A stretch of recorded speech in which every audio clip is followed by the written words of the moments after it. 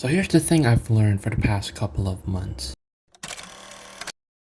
Photography may look simple, but there are a lot of things that goes behind the scenes to prepare taking the pictures. Yeah, you can take pictures like this, or like this, or maybe even like this one.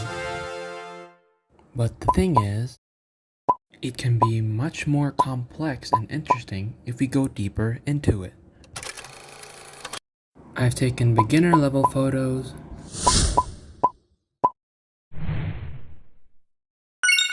and I've taken many pictures at an advanced level. With that said, here are the main photography concepts that I have learned and will share with you so that you can apply it to your own pictures. Number 1. Camera gear doesn't matter.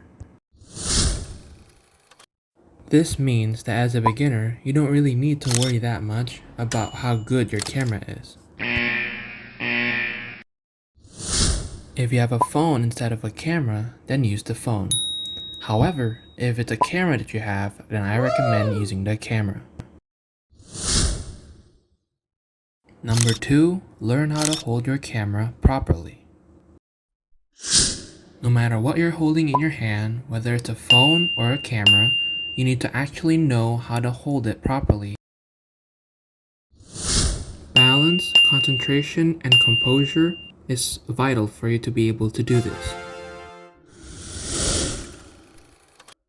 Number 3, learn which settings matter.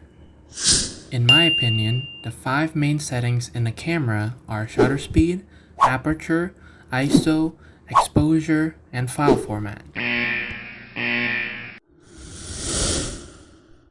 ISO measures the sensitivity of the camera's image sensor to light. Aperture refers to the size of the opening in the lens when a picture is taken. It controls the amount of light entering the camera and affects the depth of field, the range of distance in the image that appears sharp.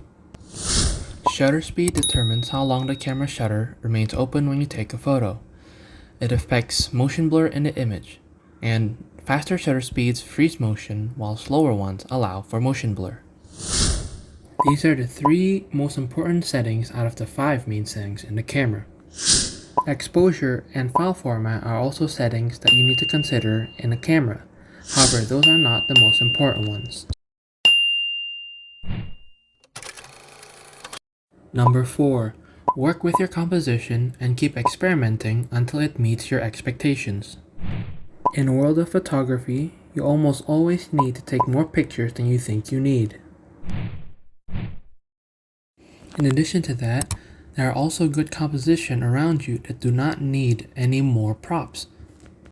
And while using those compositions, keep experimenting, like adjusting the lighting, the angles, the perspective, and etc. Number 5, and the last tip for now, is to learn basic post-processing of the images you have taken. You might think editing would be the hardest part, but it's actually the easiest. For the easiest free editing software, I'd recommend Adobe Lightroom Classic, Adobe Express, or PhotoPad. For more detail on how to use PhotoPad or Adobe Express, you need to check out other YouTube videos. Now, for using Adobe Lightroom Classic, there are 2 ways. You can go on a PC or a laptop, or you can go on a mobile phone. For now, I'll just show you how to do it on a PC or a laptop. For a beginner, all I'm gonna say is this on using Adobe Lightroom Classic. When you open Adobe Lightroom Classic in your computer, look to the right where the sliders are. Adjust them to your liking so that your photos will turn out like you want them to. For now, this is all there is to it. Use these 5 tips I have provided for you to improve your photography skills. Well, see you next time.